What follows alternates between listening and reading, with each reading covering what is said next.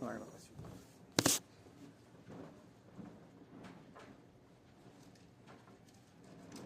Yo le preguntaría a usted, ¿qué es el amor? ¿Usted cómo podría definir el amor? ¿Verdaderamente sabe usted qué es el amor? ¿Lo puede definir de una manera sencilla, en palabras sencillas? Unos dicen que es un sentimiento por otra persona. Otros dicen que el amor es un conjunto de emociones, no solamente un sentimiento, sino varias emociones hacia otra persona. Y siempre tiene que haber otra persona. ¿Esto verdaderamente es el amor, hermanos? ¿Este es el amor del que nos habla la palabra de Dios? Nosotros como cristianos debemos de saber qué es el amor. Debemos de saber por qué el amor viene de Dios, porque así la Biblia lo dice. Muchos de nosotros desconocemos el amor de Dios a la luz de las Escrituras. Desconocemos hasta pasajes para decir qué es el amor, para poder describir qué es el amor. Y nosotros los cristianos debemos de entender el significado verdadero del amor de Dios en la Biblia, porque el hacerlo nos hará verdaderamente libres. Verdaderamente, hermanos, yo les pido que pongan su atención en esto que voy a predicar, porque esto es el corazón de un cristiano, el amor de Dios. Allí en 1 de Juan, capítulo 4, versículo 10, dice la Biblia, solamente en este versículo, dice, en esto consiste el amor. En esto consiste el amor.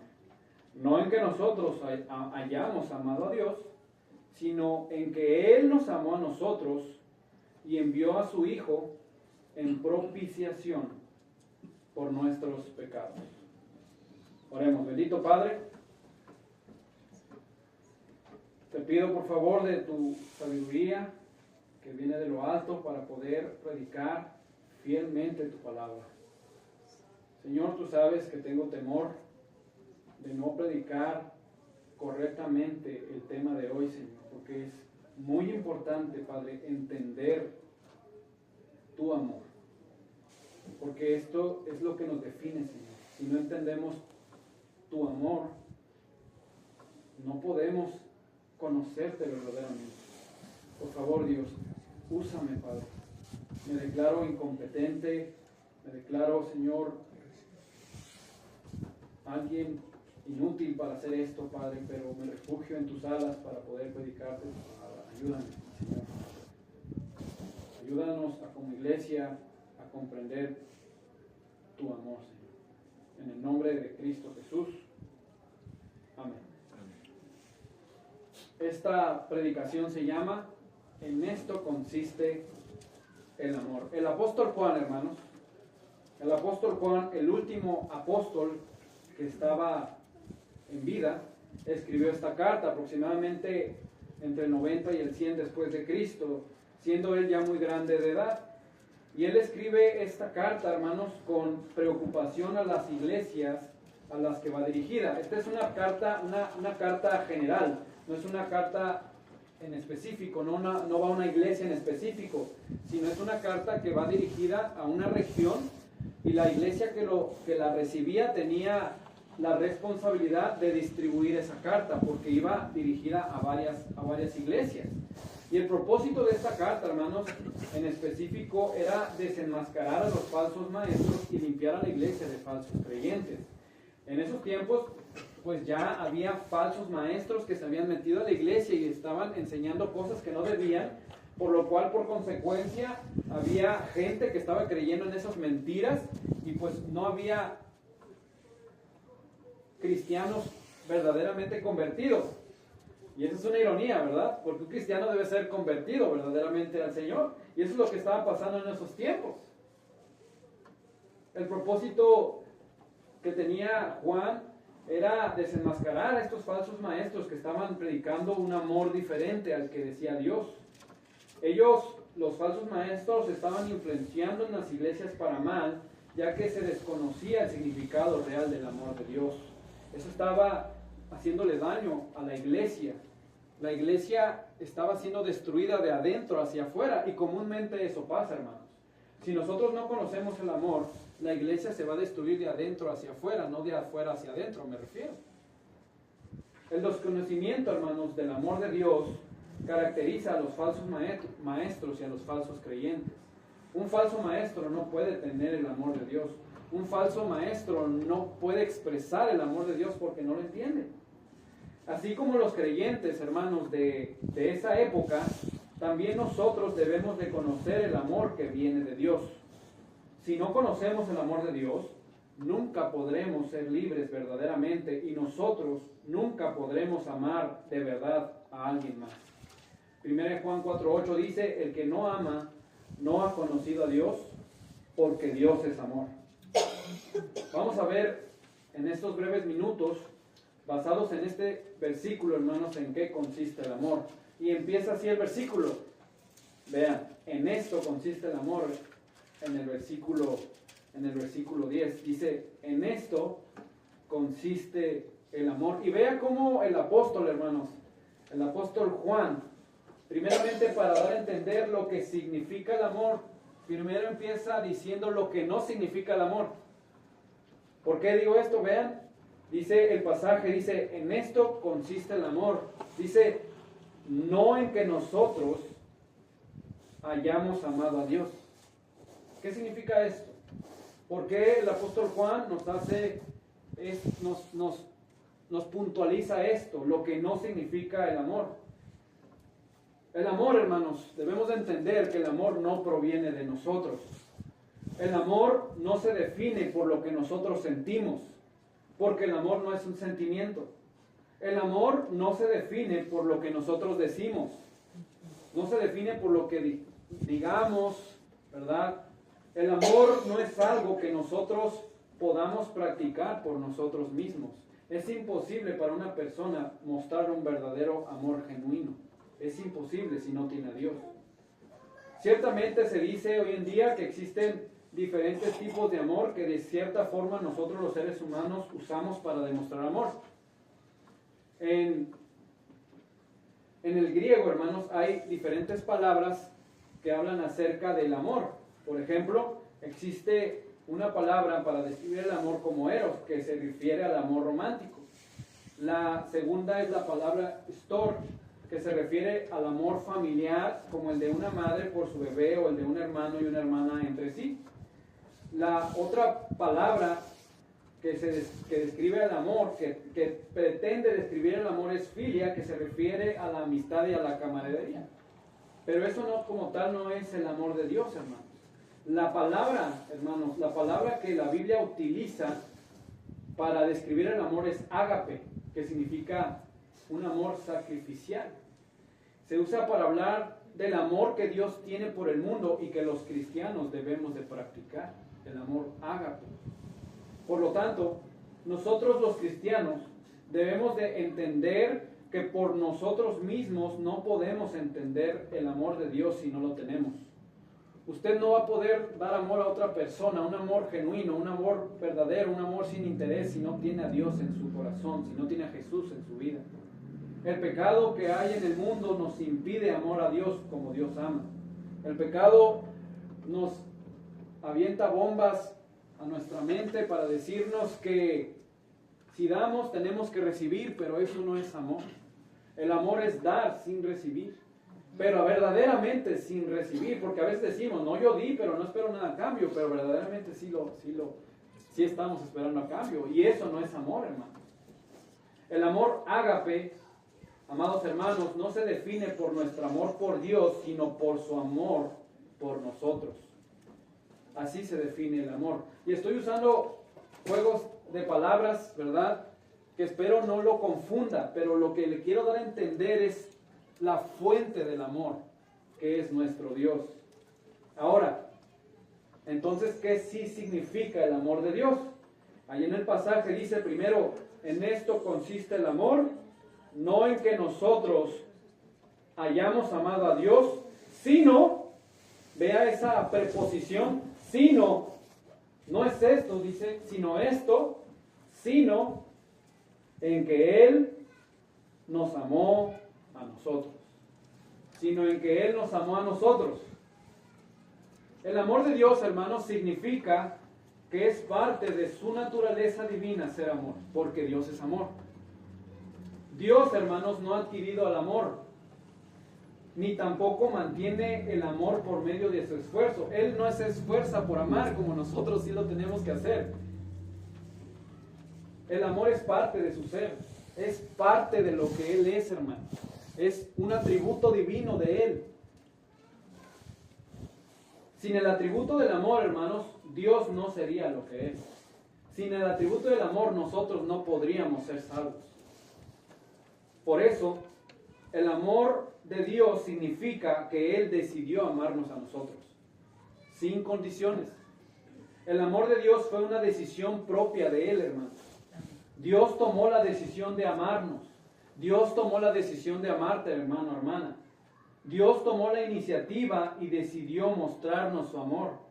Dios decidió amarnos enviando a su Hijo. El pasaje sigue diciendo allí, el versículo dice, en esto consiste el amor, no en que nosotros hayamos amado a Dios, sino en que Él nos amó a nosotros. Y dice, y, otra proposición, y envió a su Hijo. Hermanos, esto no es que Dios concibió en Hijo y lo envió solamente por enviarlo. Esto es algo bien importante que creo que todos debemos de entender. Les voy a pedir que pongan atención acerca de lo que les voy a estar tratando de explicar en estos breves minutos, porque voy a hablar de algo divino, de lo que pasó para que usted fuera salvo o salva por la fe en Jesús. El amor de Dios significa que Él envió a su Hijo. Dios Padre envió a Dios Hijo a la tierra, hermanos. Nosotros no creemos que existen dos dioses. Nosotros no creemos que Jesús es un Dios y Dios Padre es otro Dios. No creemos eso. Nosotros creemos que Dios se reveló a nosotros en tres personas diferentes. Dios Padre, Dios Hijo y Dios Espíritu Santo. Uno no es más que otro. Todos cumplen una función en la naturaleza perfecta de Dios. Deuteronomio capítulo 6, versículo 4 dice, oye Israel, Jehová nuestro Dios, Jehová uno es. Solamente uno. Y nosotros creemos que solamente hay un Dios. Pero hermano, entonces, ¿cómo puede ser que la Biblia dice que Dios envió a su Hijo? ¿Está diciendo que envió a otro Dios? No. Nosotros creemos, hermanos, que la naturaleza de Dios es divina y en la naturaleza de Dios subsisten tres personas en unidad. Una unidad, la naturaleza de Dios. Esto es importante, hermanos. Esto es doctrina fundamental. Debe de entender esto que estamos predicando, porque estamos hablando de la Trinidad, una doctrina fundamental para un cristiano, que si uno no lo cree, es imposible que pueda conocer verdaderamente al Señor, porque no hay salvación. Me van a entender por qué digo lo que digo. La Biblia dice en Juan 1:1 que en el principio era el Verbo, y el Verbo era con Dios, y el Verbo era Dios. Y Juan 1:1 dice que en el principio era el Verbo, en la primera estrofa. ¿Y quién estaba al principio, hermanos? Génesis 1:1, ¿se acuerdan que dice? En el principio creó Dios los cielos y la tierra, la unidad de Dios. En el versículo 2 de Génesis 1 dice que el Espíritu de Dios se movía sobre la faz de las aguas. Ahí estaba la Trinidad creando, hermanos, la creación. La Trinidad estaba creando todo lo que nosotros creemos. Nosotros creemos que Dios es eterno. En la eternidad estaba creando lo que nosotros, en donde nosotros estamos, nos estaba creando a nosotros durante esos días. Génesis 1:26 incluso dice que Dios dijo, hagamos al hombre a nuestra imagen conforme a nuestra semejanza. Y ese verbo hagamos, hermanos, viene de un derivado del hebreo que la transliteración al español significa Elohim, que es una pluralidad.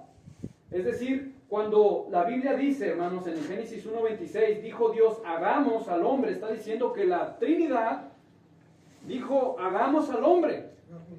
Nos hizo a nosotros, hermanos, los tres. Dice la palabra de Dios que los tres, esto es algo tremendo, hermanos. Hagamos al hombre a nuestra imagen conforme a nuestra semejanza. Note cómo utiliza dos diferentes verbos que están en plural. Es tremendo, hermanos. Esto que estamos tratando de explicar es algo tremendo. Lo que pasó en la salvación de nuestra alma. Entonces, si decimos que en el principio era el verbo y el verbo era con Dios y el verbo era Dios, entonces ¿quién es el verbo? Bueno, en Juan 1:14 la Biblia dice quién era el verbo. Si a usted le cabe dudas, si usted tiene duda de eso, la Biblia dice en Juan 1:14, dice que aquel verbo fue hecho carne. ¿Y quién fue hecho carne, hermanos? Jesucristo, el Hijo de Dios. Jesucristo, el unigénito Hijo de Dios, que está en el seno, y aquel verbo fue hecho carne y habitó entre nosotros, dice. ¿Quién habitó entre los judíos? Jesucristo, ¿verdad? Bueno, aquí está el verbo. Y dice en el 1, en el principio era el verbo, y el verbo era con Dios, y el verbo era Dios. ¡Qué tremendo! Jesús es la imagen física del Dios Trino para la humanidad. Es la manera en cómo nosotros podemos conocer a Dios por medio de Jesús. Por eso Él es el único mediador entre Dios y los hombres, Jesucristo hombre. Juan 1:18 dice que a Dios nadie le vio jamás porque Él es espíritu. Sin embargo, dice que el unigénito Hijo que está en el seno del Padre, Él le ha dado a conocer. Usted puede conocer a Dios a través del Hijo, nuestro Señor Jesucristo. La primera persona, hermanos, de la Trinidad envió a la segunda persona de la Trinidad al mundo con un objetivo principal: en propiciación. El pasaje en que estamos estudiando para saber lo que significa el amor, dice: en esto consiste el amor, no en que nosotros hayamos amado a Dios, sino en que Él nos amó a nosotros, dice, y envió a su Hijo, y dice, en propiciación. ¿Alguien tiene idea de lo que significa esa palabra? Propiciación. Hermanos, el objetivo principal de que la segunda persona de la Trinidad se haya hecho carne fue para propiciación. ¿Y qué es propiciación, pastor? Abra su Biblia en Isaías capítulo 53. Abra su Biblia en Isaías capítulo 53 y le voy a mostrar lo que significa propiciación y por qué el Hijo vino para propiciación para nosotros. Ahorita van a ver, Isaías capítulo 53. Vean, escuchen lo que dice la palabra de Dios de 3 al 10. Dice: despreciado y desechado entre los hombres, varón de dolores, experimentado en quebranto, y como que escondimos de él el rostro, fue menospreciado y no lo estimamos. Ciertamente llevó él nuestras enfermedades y sufrió nuestros dolores, y nosotros le tuvimos por azotado, por herido de Dios y abatido. Mas él herido fue por nuestras transgresiones, nuestras rebeliones, molido por nuestros pecados. El castigo de nuestra paz fue sobre él, y por su llaga fuimos nosotros curados. Todos nosotros nos descarriamos como ovejas, cada cual se apartó por su camino, mas Jehová cargó en él el pecado de todos nosotros. Angustiado él y afligido, no abrió su boca. Como cordero fue llevado al matadero, y como oveja delante de sus trasquiladores enmudeció y no abrió su boca. Por cárcel y por juicio fue quitado, y su generación, ¿quién la contará? Porque fue cortado de la tierra de los vivientes, y por la rebelión de mi pueblo fue herido. Y se dispuso con los impíos su sepultura, mas con los ricos fue en su muerte, aunque nunca hizo maldad, ni hubo engaño en su boca. Y vea el 10. Con todo eso, dice la Biblia, Jehová, Dios Padre, quiso quebrantarlo, sujetándole a padecimiento. Note esa palabra, hermano. Dice, Jehová quiso quebrantarlo. Estuve investigando lo que significa esa palabra en el hebreo y habla acerca de moler, de romper. Es como si Dios Padre tomara a Dios Hijo, hermanos, y lo quebrantara. Eso pasó en la unidad de Dios.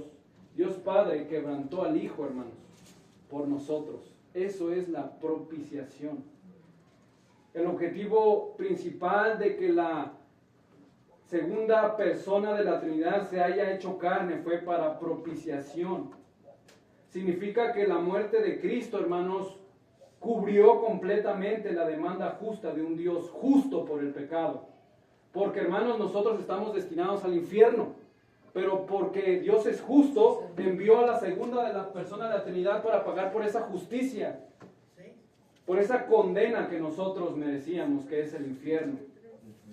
Debido a que Dios es santo y justo, hermanos, Él no puede pasar por alto el pecado. La obra de Jesucristo satisfació, para que me entiendan, completamente a Dios y cumplió su demanda. Cumplió su demanda.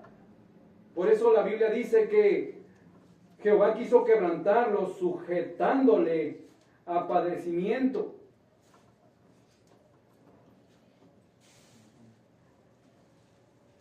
Esta palabra propiciación, hermanos, cuando entendemos lo que hizo el Señor, sigue diciendo el versículo 10, dice, Jehová quiso quebrantarlo, sujetándole a padecimiento. Y luego dice, cuando haya puesto en su vida en expiación por el pecado. Y esto también es muy importante, esta palabra, hermanos, porque esto es lo que hizo Jesús por nosotros, la segunda persona de la Trinidad. Él pagó, Él se dio a sí mismo, tomando forma de siervo. Para ser muy práctico en esta palabra y no irme al tecnicismo, sino para darles a entender lo que pasó en la Trinidad, hermanos, les voy a tratar de explicar lo que pasó en la Trinidad. Normalmente, nuestras esposas, nuestras mamás, tienen un topper o toppers preferidos, ¿verdad? Y nos ponen lonches, le ponen lonches a nosotros, los hijos. Una vez un niño perdió un topper, el topper preferido de mamá. La mamá le había dicho, no me vayas a perder el topper.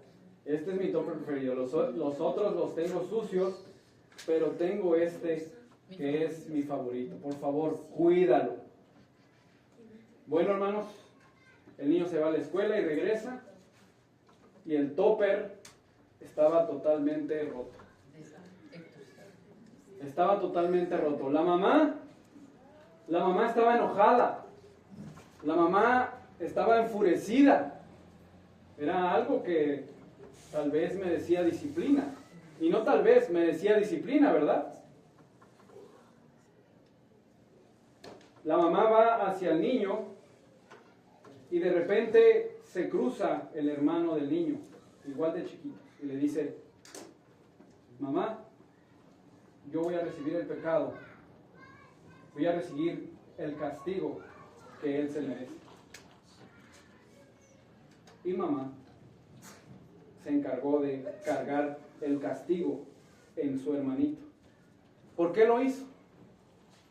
Por amor. Jesús hizo eso por nosotros. Jesús nos amó de esta manera, hermanos. Él se puso como mediador, hermanos, entre Dios y los hombres para sufrir lo que nosotros íbamos a sufrir. Solamente de esta manera es como nosotros podíamos ser salvos, ser santos. Podíamos ser quitados, hermanos, de lo que realmente merecíamos, como el niño que había roto el traste de su mamá. De esta manera, hermanos, nosotros podemos entender, y sé que es un ejemplo muy sencillo, pero es la manera en cómo creo que podemos entender lo que hizo Cristo por nosotros. El amor de Dios, hermanos, significa que Dios Padre envió a Dios Hijo como ofrenda para Él mismo.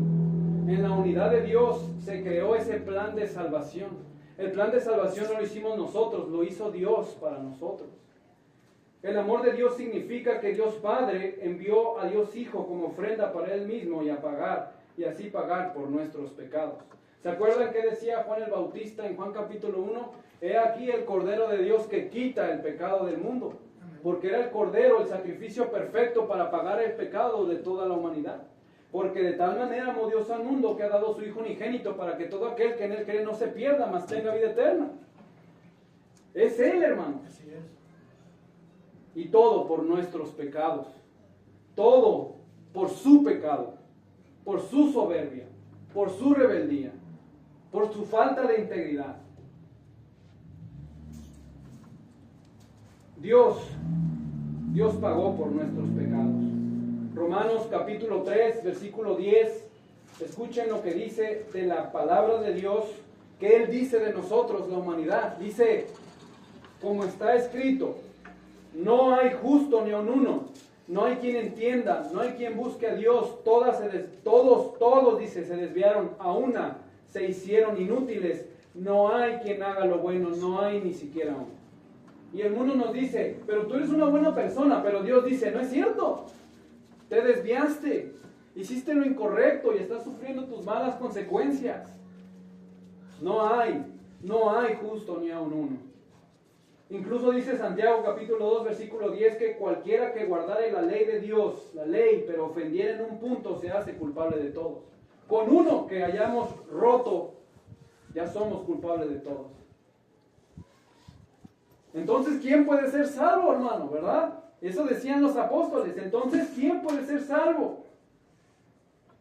Romanos 3:23 dice que por cuanto todos pecaron están destituidos, hermanos, separados de la gloria de Dios.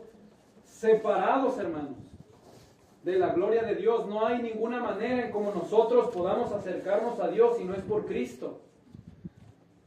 Isaías 53 que estuvimos leyendo dice que Él fue herido por nuestras rebeliones y molido por nuestros pecados. Esa palabra significa que Dios quebrantó al Hijo, lo molió. La primera persona de la Trinidad, Dios Padre, molió a la segunda persona de la Trinidad, Dios Hijo, hermanos. Eso estaba ocurriendo en la salvación, en la cruz del Calvario, cuando eso estaba pasando. Isaías 53:6 dice que todos nos descarriamos como ovejas. Cada cual se apartó por su camino, tomaron sus propias decisiones, decidieron no creer que Él era el Hijo de Dios y lo crucificaron, hermanos. Y hermanos, así hicieron los judíos, pero si Cristo volviera a venir, estoy seguro que pasaría lo mismo. Primera de Pedro capítulo 3, versículo 18 dice que Cristo murió por los pecados una sola vez, el justo por los injustos. Porque, hermanos, Jesús no pecó. De ninguna manera.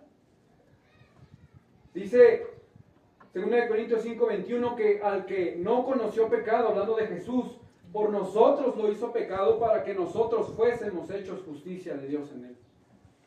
El amor de Dios, hermanos, significa que Dios mismo se entregó a sí mismo en la cruz del Calvario para pagar por nuestra deuda que solo Él mismo podía pagar por nuestros pecados.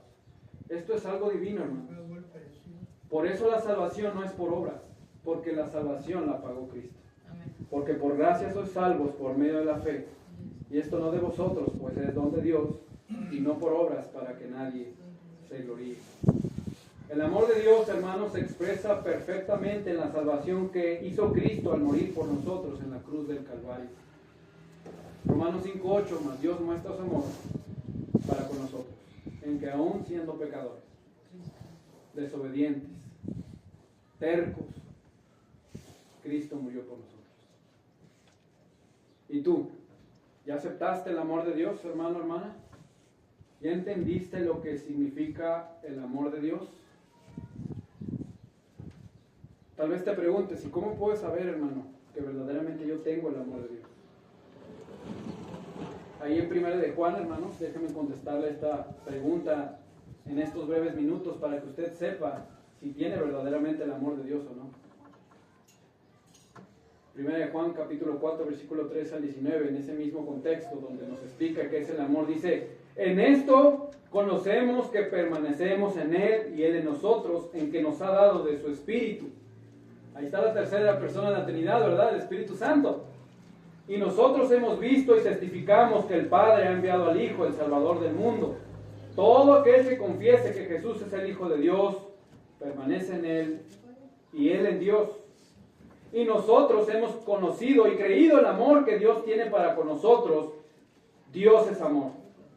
Y el que permanece en amor, permanece en Dios y Dios en Él. Primeramente, hermanos, ¿cómo puedo saber que tengo el amor de Dios? Primeramente, si recibiste verdaderamente al Espíritu Santo al creer en Jesús. Porque el versículo 13 dice, en esto conocemos que permanecemos en Él y Él en nosotros, en que nos ha dado de su Espíritu. ¿Y cómo puedo saber, hermano o hermana, que yo tengo el Espíritu Santo en mi vida? Bueno, ¿creíste? ¿Aceptaste? ¿Te arrepentiste? ¿Caminas en una vida diferente? Incluso Romanos 8:16 dice que el Espíritu mismo da testimonio a nuestro espíritu de que somos hijos de Dios. Juan 1:12 dice, mas a todos los que le recibieron, a los que creen en su nombre, les dio potestad de ser hechos hijos de Dios. Aquellos hijos de Dios tienen al Espíritu Santo en su vida. Tienen ya la capacidad de amar a otros. Versículo 14 y 15 sigue diciendo, y nosotros hemos visto y testificamos que el Padre ha enviado al Hijo, el Salvador del mundo, y todo aquel que confiese que Jesús es el Hijo de Dios, permanece en Él y Él en Dios. ¿Cómo puedo saber que tengo el amor de Dios en mi vida? Porque hablas de Cristo a otras personas. Porque confiesas de Cristo a otras personas. Si te da vergüenza, ten cuidado. Pero si lo haces, es un fruto del Espíritu Santo en tu vida, que compartes de Cristo. Versículo 16, y nosotros hemos conocido y creído el amor que Dios tiene para con nosotros. Dios es amor, dice, y el que permanece en amor, permanece en Dios y Dios en él. ¿Cómo puedo saber que tengo el amor de Dios en mi vida? Porque permanecemos firmes en él. Porque no nos desalentamos con cualquier cosa. Porque no ponemos excusas con cualquier cosa para venir a la iglesia. Porque seguimos firmes a pesar de todas las tormentas que se nos vienen encima. Pero déjeme decirle algo, Dios sabía que iba a pasar, pero Él quiere que permanecemos firmes y es un fruto del Espíritu Santo. Versículos 17 y 18, en esto se ha perfeccionado el amor en nosotros, para que tengamos, dice, confianza en el día del juicio. Que estés tranquilo, pues como Él es, así nosotros en este mundo. Dice, en el amor no hay temor, no hay miedo, hermano. En el amor no hay miedo, sino que el perfecto amor echa fuera el temor, porque el temor lleva en sí castigo, de donde el que teme no ha sido perfeccionado el amor, es decir, no ha sido perdonado. Si usted tiene miedo todavía de qué es lo que va a pasar con su alma cuando llegue a morir, probablemente no ha entendido lo que es el amor de Dios. Porque si recibiste a Cristo, ya entendiste que estás seguro en Él. Que solo estamos de pasada en este mundo, que la muerte solamente es una etapa que vamos a sufrir, pero que verdaderamente ya nosotros tenemos una mansión en la gloria. Versículo 19 dice, nosotros le amamos porque Él nos amó primero. Porque ahora que ya aprendiste, hermano, ¿cómo puedes saber que ya tienes el amor de Dios en tu vida? Porque ahora que ya aprendiste que Dios te ama, ya sabes cómo amar a los demás. ¿Ya aceptaste el amor de Dios?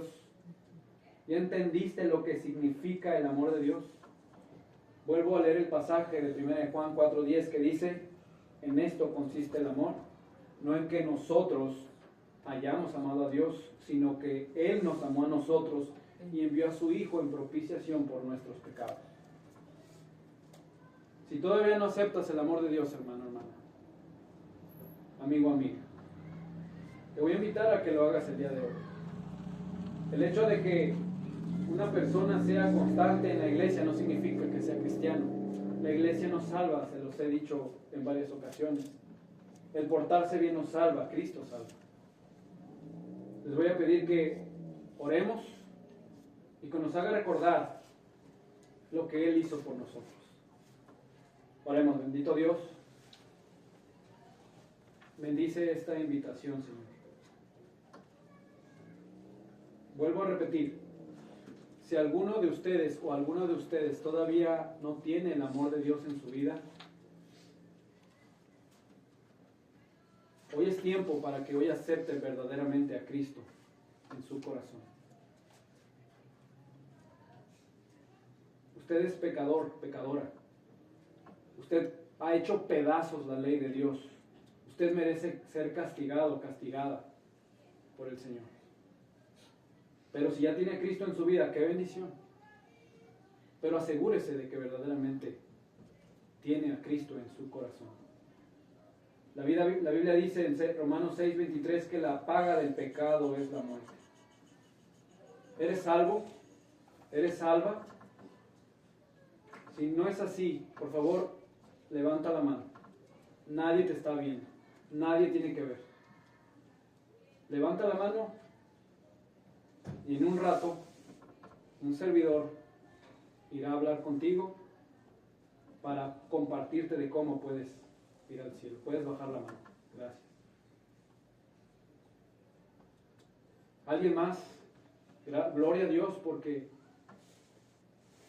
alguien de aquí ha aceptado que verdaderamente no tiene el amor de Dios. Y es que es la realidad, hermanos. Probablemente hemos vivido engañados. La iglesia no nos hace cristianos. Cristo nos hace cristianos. Nuevamente, ¿estás en Cristo? ¿Conoces el amor de Dios en tu vida? Y si ya aceptaste a Cristo en tu corazón, ¿recuerdas lo que Él hizo por ti todos los días? Primeramente, Dios, estaremos predicando acerca de lo que significa amar a Dios por medio de otras personas. Amado Señor, en tus manos pongo esta predicación. Te doy gracias porque tú eres claro en tu palabra. Entender, Señor, este misterio del Evangelio es algo hermoso. Como tú mismo, Señor, viste que no había manera en como nosotros pudiéramos salvarnos del infierno, pero Dios, tú decidiste, Padre,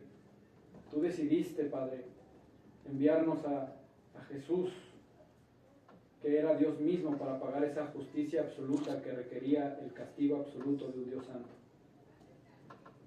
Gracias porque podemos saber qué es el amor, ese amor incondicional, Padre, que tú mostraste por nosotros, en que aún siendo pecadores, rebeldes, testarudos, tú moriste por nosotros. Bendito Dios, gracias por la persona que levantó la mano. Danos dirección, danos sabiduría para poder dirigirla a ti y que se entregue verdaderamente. En el nombre de Cristo Jesús te damos gracias por todo. Amén y amén. Estamos despedidos, amados hermanos. Por favor, vamos a leer este pasaje que debemos de memorizar.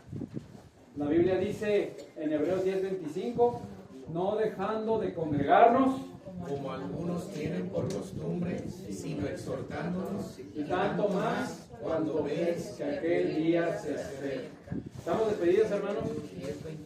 Hebreos 10:25, perdón. Estamos despedidos, hermanos. Saludémonos los unos a los otros. Dios les bendiga.